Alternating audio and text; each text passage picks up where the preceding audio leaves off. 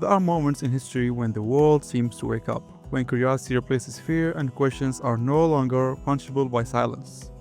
The Enlightenment was one of those moments, a time when reason began to challenge tradition and thinkers dared to ask. Questions like, what does it mean to be human? What is freedom? What kind of world do you want to build? I'm your host Mohammed, and welcome back to Beyond the Surface podcast.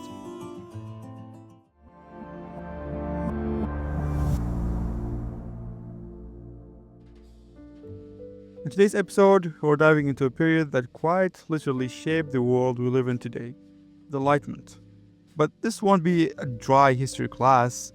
We'll explore how this intellectual revolution transformed philosophy, politics, science, and even our sense of self.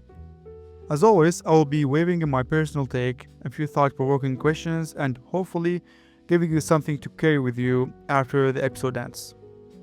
To truly understand the Enlightenment, we need to look at what came before it. Europe had just emerged from the Renaissance, a period that reignited interest in art, science, and classical thought. We have actually made an entire episode on the Renaissance. We just dove into the realm of philosophy, art, science, and literally everything about the Renaissance. You can just check it out right now. But the world was still largely shaped by monarchies, religious authority, and rigid social hierarchies. The Enlightenment, which roughly spans the 17th to 18th century, was a response to all of that. It was about trusting reason, valuing human potential, and questioning systems that had gone unquestioned for centuries. Suddenly, people started to ask, what if the truth didn't come from kings or priests, but from logic, observation, and critical thinking?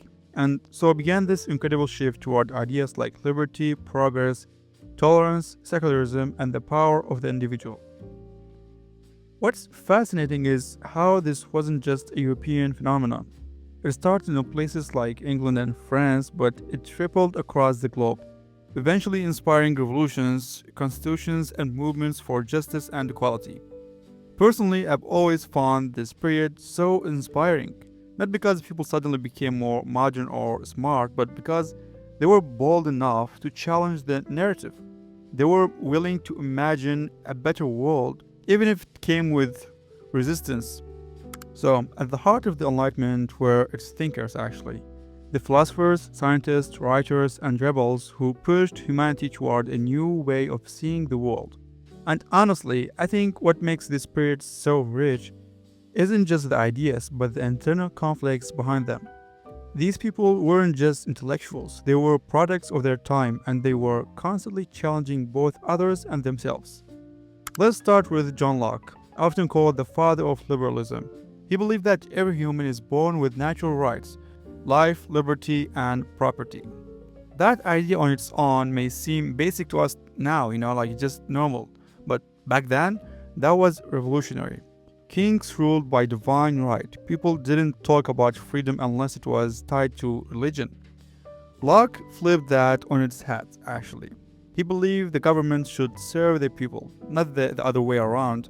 And if it failed to do that, he believed that people had the right to overthrow it. I remember reading Locke's second treatise of government and feeling like I was listening to someone speak to our own times. The struggle for power, the abuse of authority, the role of consent. It's all still here, just wrapped up in different packaging. Then there is Voltaire, the master of wit and irony. He was relentless in his attacks on religious dogma and institutional injustice. He spent much of his life in exile, constantly pushing back against censorship and intolerance. What I admire most about Voltaire is that he didn't just fight with facts, he fought with humor, which is so kind of rare and interesting at the same time. He understood the power of language. His famous quote goes like this: I may not agree with what you say, but I will defend to death your right to say it. So inspiring, right? Actually, this quote is still one of the purest expressions of free speech ever put into words. Montesquieu was another giant. He gave us the idea of separating governmental powers, executive, legislative, judicial, to avoid tyranny. Sound familiar? That's because the US Constitution is basically a Montesquieu remix. He wasn't just theorizing, he was laying out a blueprint to prevent authoritarianism. And in today's political climate, his relevance has only grown. Now, Jean-Jacques Rousseau. Rousseau is a different beast. Complex, emotional, often contradictory. He believed in the general will, the idea that people collectively could decide what's best for society. He emphasized the importance of emotion and instinct, not just reason. I've always seen Rousseau as the bridge between the Enlightenment and the Romanticism. He challenged the Enlightenment's obsession with rationality by reminding us that humans are more than just logical beings. We are messy, emotional, and sometimes irrational, right? And that's not a flaw. That's part of our humanity. And last but not least, Immanuel Kant. Kant didn't just live through the Enlightenment. He defined it actually. His essay, What is the Enlightenment?, begins with the unforgettable line: Enlightenment is man's emergence from his self-imposed immaturity. He believed true maturity comes from having the courage to think for yourself, without relying on external authorities to tell you what's right or what's wrong. That kind of independence is terrifying, but it's also empowering, right? And that tension between fear and freedom is at the core of his philosophy. Kant was all about moral autonomy. He believed that we as individuals are capable of choosing what's right, not because we are told to, but because we ought to. That idea still echoes in modern ethics, education, and political thought. Whenever you hear someone say, do the right thing, even if no one is watching, that Kant in action. What connects all these thinkers, despite their differences, is this deep, almost spiritual belief in the potential of the human mind. Not in a utopian sense, but in a very grounded one. That we can change, evolve, and think critically if we allow ourselves to do so. And actually, what I find beautiful is that they weren't just offering answers. They were inviting people to ask better questions. Questions that still matter today. What makes a government legitimate? What do we owe each other? Can reason coexist with emotion? How do you balance personal freedom with collective responsibility? What makes the Enlightenment more than just a chapter in history is how deeply its fingerprints are all over our lives today, even when we don't realize it. Take the concept of human rights, for example. We throw the term around so often that it almost feels abstract, right? But the very idea that all humans have inherent worth, that no one is born to rule and no one is born to obey, wasn't always seen as obvious. The Enlightenment challenged centuries of divine right and class hierarchy. It planted the seeds for revolutions, the American Revolution, the French Revolution, and etc. Movements where people stood up and said, we deserve a voice, we deserve to shape the systems that govern us. Today, when we talk about freedom of speech, freedom of religion, secular governments, democratic elections, or even educational reform, we're echoing Enlightenment's ideals. Not perfectly, not universally, but the roots are there. I think about how we live in a world where questioning authority is, at least in theory, a right. Imagine telling someone in the Middle Ages that one day ordinary people like you and me could criticize their government without being imprisoned or executed. That alone is a legacy of the Enlightenment. And yet there is a tension here because as much as we have inherited Enlightenment's values, we are also seeing their limits. Rationalism was central to the Enlightenment, but today we are in a weird place where truth often feels negotiable, right? Disinformation spreads faster than facts. Emotion sometimes outweighs logic in public discourse. And I wonder, how would the Enlightenment thinkers respond to our digital world? Would they be proud that we have created open societies, or disappointed that we are still struggling with basic problems like inequality, systemic injustice, and intolerance? That even with all this knowledge, we still repeat old patterns.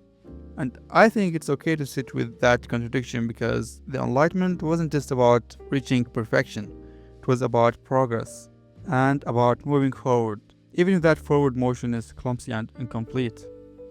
Another legacy we can't ignore is the birth of secularism, right? The Enlightenment didn't try to erase religion, but it separated it from political power, and that changed everything. It allowed science to flourish, it allowed education to become more accessible, it created space for pluralism, for the idea that multiple beliefs could coexist in one society. Personally, this part always hits home for me, growing up between cultures in a world where tradition and modernity constantly bump into each other. I see the Enlightenment not as an endpoint, but as a compass. It reminds me that questioning isn't betrayal, that reason and belief can coexist without one swallowing the other, that being free doesn't mean being alone. It means being responsible for your choices, right?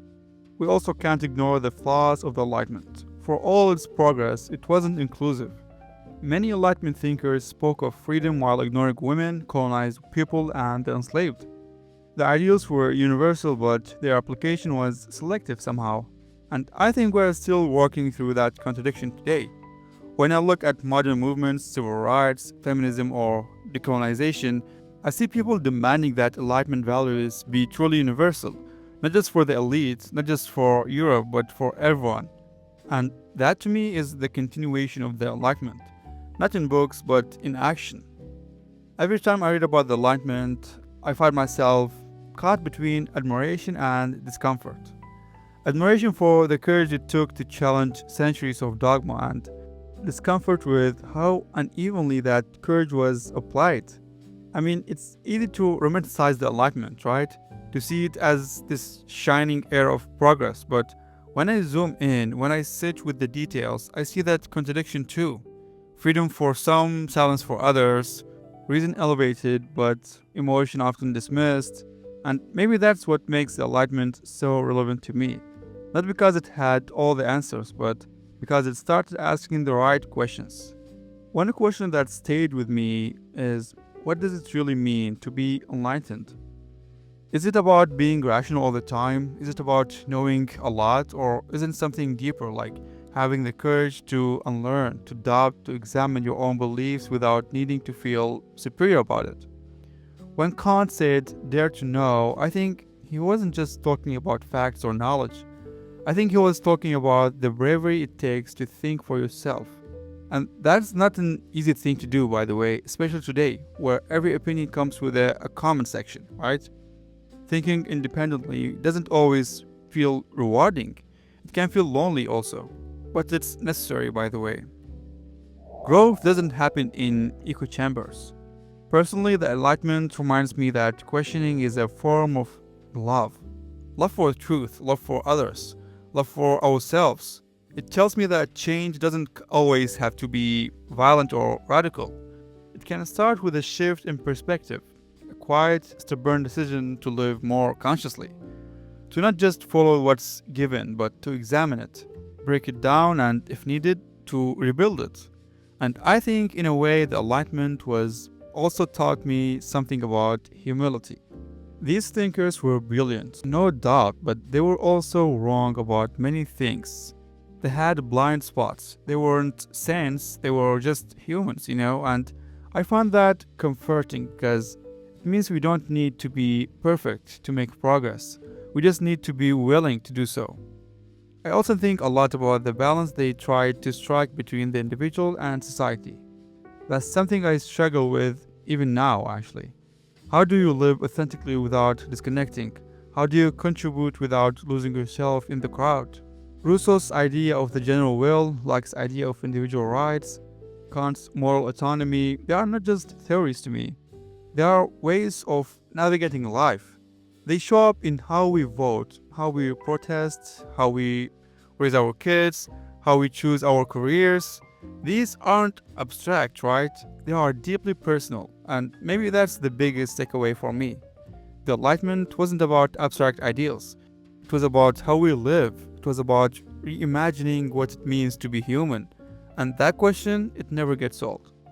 So, if you've been listening and thinking, okay, cool, history lesson, but what does this mean for me today? I would say it means that you have the right and the responsibility to ask questions, to think critically, to not settle for easy answers, to honor the past, yes, but not be limited by it. Enlightenment isn't a destination, it's a practice, a process, a mindset, and sometimes it starts in the smallest places, in your morning routine, in how you speak to someone, in the books you pick up, in the silence between thoughts. And if there's one thing I've learned from revisiting this era, it's this.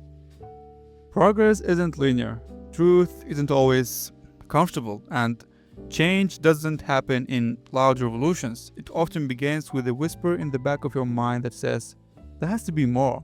And that whisper, that's where all enlightenment begins. So, here we are at the end of another journey, not just through time, but through thought, actually. The Enlightenment wasn't just a chapter in a textbook, it was a turning point in how we see ourselves and our place in the world. It redefined power, knowledge, ethics, education, basically the DNA of modern civilization. But what makes it truly timeless is not the thinkers or the revolutions or the manifestos, it's the questions, the uncomfortable, powerful, necessary questions. And I think maybe that's where we still meet the enlightenment today. Every time we stop and ask, why do we believe what we believe? Who decided this was the way things should be? What does it really mean to be free? These aren't just historical inquiries. They are deeply personal. They show up in our daily lives, in how we choose to speak or stay silent, in how we interact with people who disagree with us, in the moments when we feel the pull between comfort and truth. And if you are someone who, like me, grew up between cultures, or maybe even grew up questioning your place in your own culture, the enlightenment can feel strangely familiar. Like you've always lived at the edge of what is and what could be, always trying to reconcile tradition with reason, emotion with logic, belonging with individuality. And I want you to know that's a powerful place to be. It's not easy, but it's where growth happens. So, as I wrap up this episode, I want to leave you with this. You don't need to be a philosopher or a historian to live with depth. You don't need to quote Rousseau or memorize Voltaire to challenge the systems around you. Enlightenment isn't about being right all the time. It's about being open to learning, open to unlearning, open to evolving. And maybe that's the challenge I'll leave you with today. To practice your own form of enlightenment quietly, authentically, in your own way. Read more, question more, listen deeply, speak thoughtfully. Don't just inherit ideas, interact with them. Don't just react, reflect. And most importantly, don't be afraid to feel lost sometimes. Because even the brightest minds of the Enlightenment walked through darkness before they found their light. Thank you. Thank you truly for spending this time with me, for listening not just to my words, but to the ideas behind them. This podcast continues to be a space where I try to make sense of the world, through history, through philosophy, and psychology. If this episode sparked something in you, curiosity, disagreement, or a random idea, hold into that. Follow it, explore it, because that's where real growth begins. So, until next episode, stay curious, stay kind, and as always, stay beyond the surface.